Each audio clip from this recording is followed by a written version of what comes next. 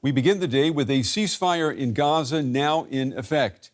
Israeli troops on Friday began a partial withdrawal from the territory, with Israelis now expecting Hamas to return the remaining hostages by early next week. Thousands of Palestinians are returning to what remains of their homes. Many have been displaced multiple times in the two-year war that has cost tens of thousands of lives, and it has inflicted famine on much of the population. Around 80% of Gaza's buildings have been destroyed. Now, this after U.S. President Donald Trump finally landed that long sought after Israeli-Hamas ceasefire and hostage deal. It took months of gridlock. Trump says that he is the only person, the only leader who could have achieved such a feat. So how did this agreement, how did it come about? And is it all that it is cracked up to be? They're smart, but they're not smart enough. It was when Trump was unexpectedly handed this note that he realised his efforts to end the conflict in Gaza were about to come to fruition. It was a message from Secretary of State Marco Rubio telling him the indirect talks in Egypt between Hamas and Israel on his 20-point peace plan were on the brink of success. Observers say the build-up to the breakthrough in Egypt began back in August after the announcement of a, quote, big meeting by Trump to discuss a comprehensive plan for the day after the war had finished, suggesting a renewed focus on ending the conflict. Among those driving this were Trump's special envoy, Steve Witkoff, seen here more recently with Israel's Netanyahu, and on the right, Jared Kushner, his son-in-law and Mideast envoy during his first term. Urgency began to grow a few weeks later when Israel controversially carried out a missile strike to try to kill Hamas political leaders negotiating a deal with Witkoff in Qatar. Fearing an escalation across the region, Trump expressed disapproval, and Witkoff and Kushner stepped up talks with Qatar to defuse the crisis and try to come up with a plan. Momentum gathered again at the UN General Assembly in New York at the end of September. Not only was Netanyahu treated like a pariah, as dozens left the venue in protest, but Trump held a key meeting with Arab leaders on the sidelines, where he reportedly listened to their concerns about the conflict, such as Israel's apparent plans to annex the West Bank, something Trump then assured them would never happen. They also apparently made clear to Trump what would be acceptable to the Palestinians in any future deal. Soon after, when Witkoff and Kushner had spent time narrowing differences with Netanyahu, Trump announced that the Israeli Prime Minister had agreed to his proposal to end the war in Gaza.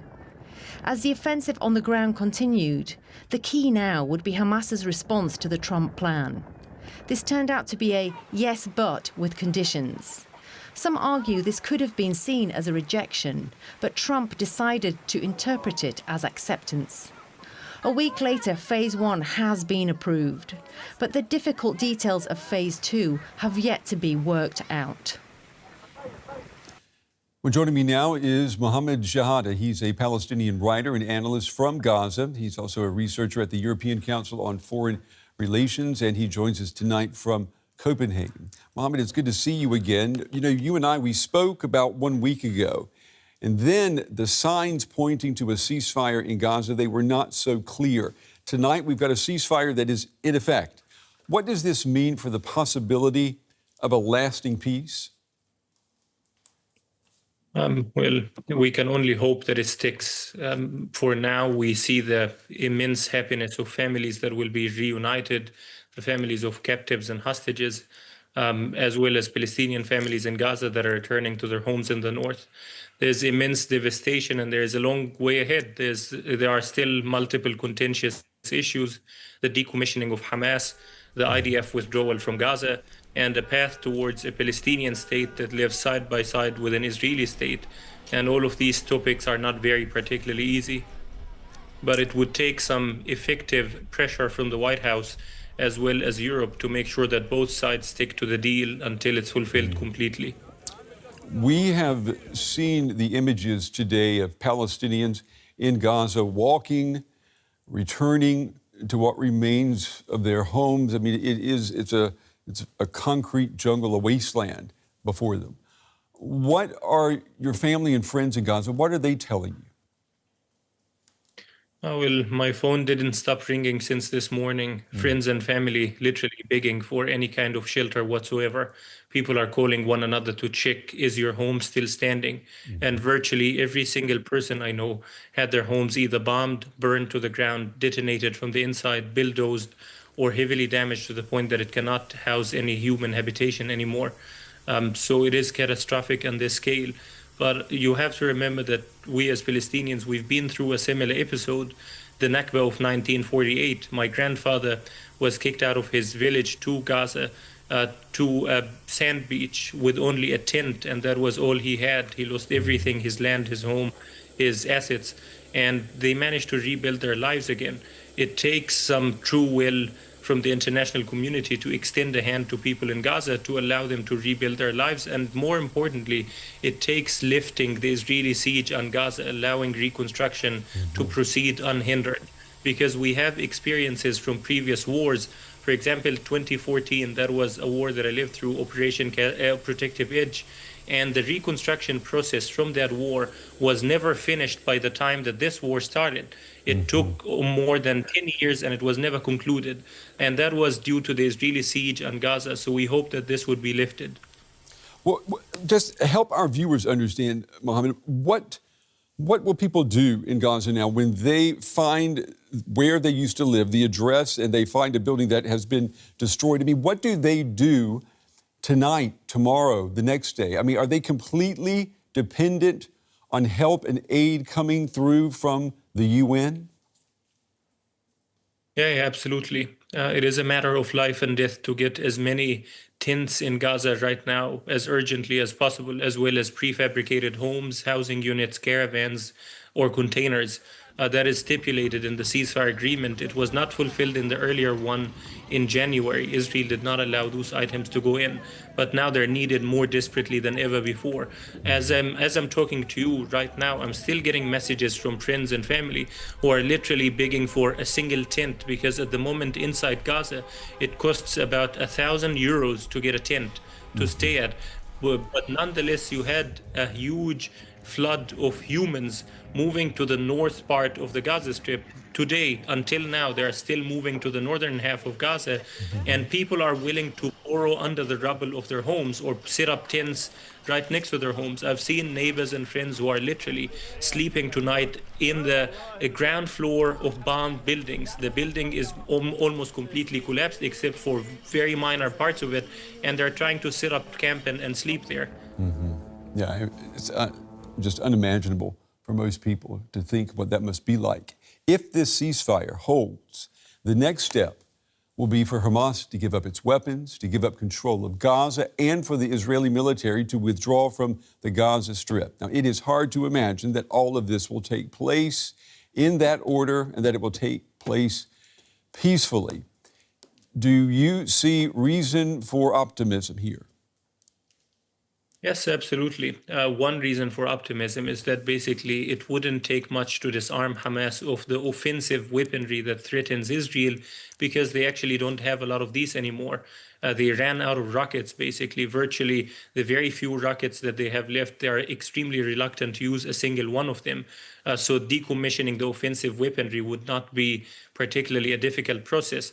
The point of contention is that Hamas is saying that they would cling to what they consider as the defensive weaponry, the light firearms or the anti-tank missiles that they would see as the guarantee to make sure that the IDF would not stay in Gaza, to maintain an insurgency should Netanyahu renege on the promise of withdrawal. But that can be handled as well with the Northern Ireland model, basically persuading Hamas to put all of those weapons in a warehouse that would be supervised or monitored by mediators, for example, Egypt or Qatar, and that those weapons would act as the card of insurance, the leverage to see the agreement fulfilled to the letter. If you remember, in Northern Ireland, the Good Friday Agreement was signed in 1998. It took until 2007 to decommission the IRA. It doesn't have to be immediately, but you need to put those weapons in a depot out of use as soon as possible. This 20-point plan put forward by President Trump, it is noticeably vague about what happens after peace is established, namely the creation of a Palestinian state. is Trump's plan? Is it a real roadmap to the two-state solution? Well, I would say the earlier version of the Trump map was actually way better than this one. There was an earlier version that was very solid, very sort of concrete in its stipulations, until Netanyahu spent 6 hours with Jared Kushner and Steve Witkoff and manipulated the plan to his satisfaction and hollowed it out of meaning, added a lot of loopholes that would give him his veto right over implementing the ceasefire or over ending the IDF presence inside Gaza. But what we are hoping for at the moment is that once the wheels are set in motion, once you have this train of peacemaking moving, it has its own heavy momentum that would make it very difficult for Netanyahu to backtrack or to find a way to resume the genocide in Gaza. You have already Trump heavily pressuring Netanyahu as well as Hamas to abide to the agreement. One item that is unprecedented is that the Americans have now set up this joint force with the United Arab Emirates, with Qatar, with Egypt, with Turkey, to monitor the ceasefire and ensure that violations would not be committed by either side. So this is one side, the sign of good faith, or one sign of optimism. The issue with Palestinian statehood is still, until now, a long shot. Unfortunately, you have an Israeli mainstream political environment where you do not yet get a point of support for the two-state solution as of now, not on the right and not on the left. But what it would take is basically the sooner we get to the point of ending the genocide in Gaza, the sooner we get to the point where Israeli hostages and Palestinian hostages and captives are back to their loved ones, the sooner we grieve and mourn and process this trauma, the sooner we realize that there is no other solution to this conflict except living side by side. Israelis thought that they can settle off the Palestinian question militarily, and that did not work after 24 months of genocide. Hamas thought that they can settle the conflict militarily, that there was a military option against Israel on October 7th. It didn't work either. That leaves us with only one option: not containing the conflict, not trying to shrink it or manage it, but actually trying to end it. And we both have suffered long enough to try to have the motivation to prevent it to the rest of our loved ones. Mohammed, Shehada, I'll say again, as I said last week, good talking with you, and it's good to get your insights and to hear clarity coming from a situation that has been so foggy and nebulous for so long. Thank you. Thank you so much. And for more, I'm joined now by Hans-Jakob Schindler. He's a Middle East security analyst and senior director of the Counter-Extremism Project. Hans-Jakob, it's good to have you with us on this Friday evening. Now that this ceasefire is in effect, what are you watching? What are the signs that this process will hold or that it will begin to unravel? Well, I mean, the first concrete step, the withdrawal of Israel from Gaza City, has already been successfully completed. Now, the next two steps, one I would think would be without risk. That's the handover of the hostages that are still alive. The second step, the handover of all the bodies of the deceased and killed hostages, that is having a little bit of a risk factor here. What happens if Hamas says they can't find all of them? But this is the early stages, and as always with plans that go over years in the future, the easiest step, because hostage prisoner exchanges have been really exercised, including in this particular conflict between Hamas and Israel. So it's clear what's happened. It's clear how they're going to be handed over, who receives them, where the released Palestinian prisoners will be released to. But then the next step is already a much, much harder step, and that would be the requirement of the IDF to more or less fully withdraw, except the buffer zone from the Gaza Strip, in exchange for Hamas disarming. And there is a logical spanner in the works here, because if the IDF withdraws from the Gaza Strip at the same time Hamas is supposed to disarm, who is Hamas handing those weapons to? Which means this can only happen when there is this special security force for Gaza that the plan talks, but we have not yet heard any countries who want to commit soldiers. We don't know how many, we don't know what weapons, we don't know what mandate, or how they would cooperate with the Israeli Defense Forces. So already the next step of the plan is going to be very significantly harder to achieve than this initial stage. There are critics who warned that deep political polarization in Israel and divisions among the Palestinians could derail the next phase. I mean, what would it take to keep both sides willing to work together? Look, I mean, this is not the easiest time to achieve a peaceful resolution of the war after 2 years in the Gaza Strip. Obviously, it is very difficult, and there's deep distrust between both sides, and the distrust goes beyond Hamas towards the Palestinian National Authority inside this particular Israeli government. So it's hard. However, this is really the most recent, but also possibly the best chance we've seen yet to actually get beyond what we had seen before twice, which was a technical prisoner exchange. The last time it was a technical prisoner exchange that was supposed to be followed by a political process to bring stability and peace to the Gaza Strip that broke down because Smotrich and Ben-Gvir, the radical right Israeli ministers, have left the government. Now, of course, they are not happy. But the cabinet voted for the peace plan as is, including all the steps, including all withdrawal from Gaza, including not establishing Israeli settlements in Gaza that Smotrich and Ben-Gvir want. I think the desperation of them to stay in the government will be greater than their ambitions for Gaza Strip. This deal was negotiated indirectly between the Netanyahu government and Hamas. I mean, when you look forward, do you expect both of them to play a role in implementing the next phases? Or are we going to see political change in Israel? And, I mean, are we going to see Hamas maybe fade away? Look, I mean, the deal does not require, nor are the steps in the deal built in, that Hamas as an organization totally dissolves. Hamas fighters who swear off the organization get full amnesty, regardless of whether they were involved in October 7 or held hostages or killed Israelis. But those who do not swear off Hamas would be allowed to leave. Again, technical question, which country is willing to receive them? We don't have the answer to that yet. But that already shows you that Hamas as an organization is not going to end according to this deal. And then comes the big question, what is Hamas seeing as its future? Because Hamas wants to dominate the Palestinian political structure and not just govern Gaza or be a group.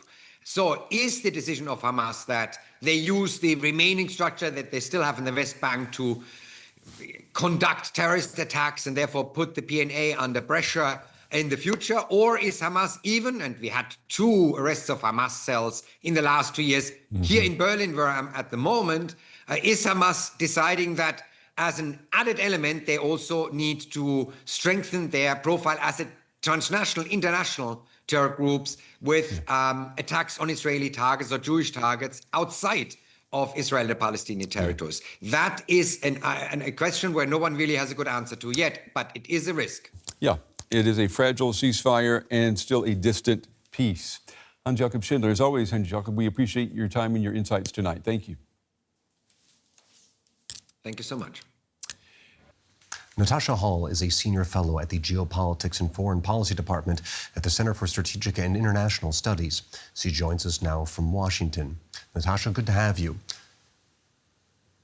Thanks for having me. So some are calling this Gaza ceasefire historic, but you've suggested it's not too big to fail. So what are the main warning signs that this deal could unravel? Well, there's quite a few cracks in the road ahead. In the immediate term, we're talking about a real monumentous relief effort that needs to happen. We know that famine has been spreading, especially in northern Gaza. And so this will require far more than just trucks. This will require free access for aid personnel, for local aid workers as well, in order to treat those with acute malnutrition, really acute severe injuries, and other types of illnesses.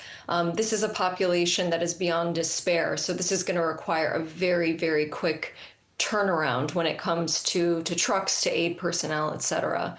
And so that could be the most immediate stumbling block because we haven't seen a lot of details on how that's going to shape out. The other parts is, of course, we're waiting for all of the hostages to return, which will hopefully happen by Monday. And when that happens, it's unclear if Israel will return essentially to violence, and of course we hope not. But that would preclude sort of the remaining opposition for Netanyahu within his own country. Now, that begs the question, if Netanyahu resumes military operations once the hostages are freed, what options does Washington, or more broadly the international community, really have to keep the deal alive? Well, the international community has very few options, but Washington, as we've seen in just recent days, has quite a lot of leverage in terms of their diplomatic and military aid to Israel. So this really requires, I think, consistent patience and commitment to the ceasefire and making sure that it continues, and that it continues by all means. So the cessation of violence, but also, as I said, access to humanitarian aid workers as well, because there could be indirect violence from aid obstruction, as we've been seeing for the past 2 years. And so we really need to see commitment and attention from the international community and the United States to ensure that that does not happen, because it has happened in Syria and Ethiopia and many other places as well. And so that simply can't happen in this situation. Now, this plan also leaves big questions open about Gaza's future governance. How much of a liability is that for the durability of the ceasefire?